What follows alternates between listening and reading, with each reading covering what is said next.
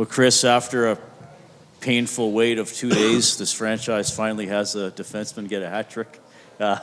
Pretty amazing for it to happen 2 days in a row. And just your thoughts on, a veteran presence and a leader like Matias to do it tonight.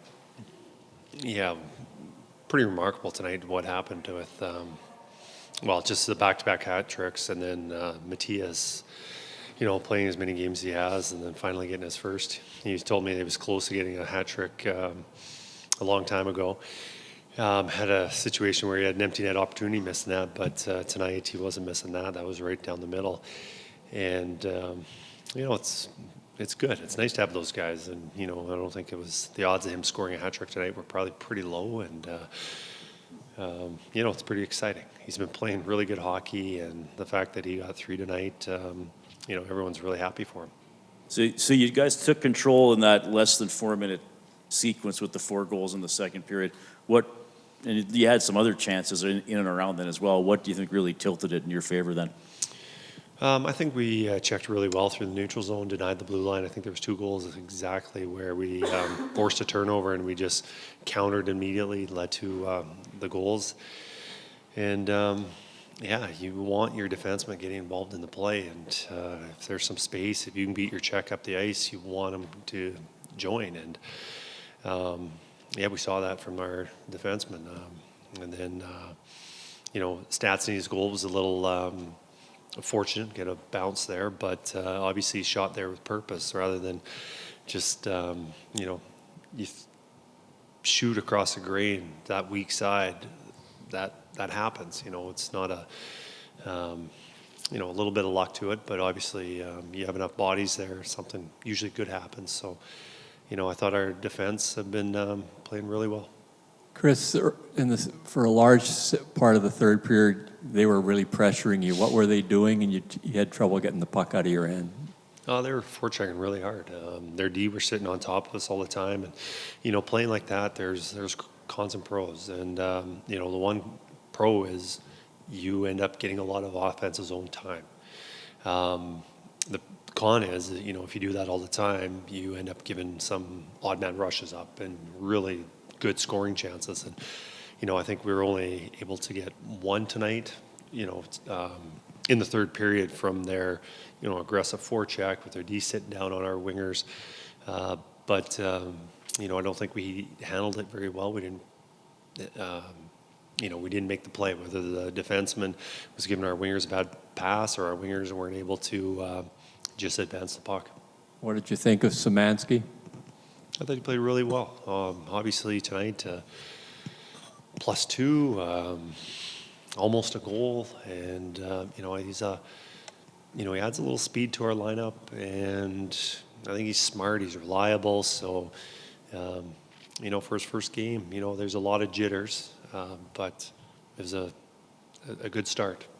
So you love it when your team can come up with the 5 or 6 goals on any given night that you need on that night. But where are you at the last few games here? The goals against are creeping up there pretty high, just on kind of dialing things in defensively overall. And how you feeling about that? Yeah, no, absolutely. We have to dial it in, and I think tonight the biggest thing is the penalties that we took. There are a lot of stick infractions that led to goals. I think all 3 of them were. Penalties that I wouldn't like to see, and then they score 3 power play goals, and 1 we got to stay out of the box, so we're not killing those. But even 5-on-5, obviously in the third period they had a lot of shots, but that's something our teams just continually have to get better at, is being able to defend and not giving up as many chances. It certainly wasn't a perfect night for your goalie, but there was that stretch where they were really, really pushing that he seemed to really sharpen up. Can you just maybe give us a thought on how he clicked in there for a bit for you there? Well, I think about the big saves, and one very early in the third period, a minute or 2 in, and he made that pad save. And if it's 5-4 with 18 minutes left, that's a long time to go. And he was able to make a couple big saves, that one in particular, that just weathered the storm. They got within 1 later in the game, but he was able to, he made a lot of big saves in the third period. Coach, one question here from a future Edmonton Oilers reporter. Sportsnet, go ahead. Hello, my name is Smith, and in a 1-0 game, how much momentum does the save Jari made when he had no skate blade give you? Yeah, that was a lot. That was a lot of desperation on that play, and you don't see the goalies losing their stick or their skate blade very often.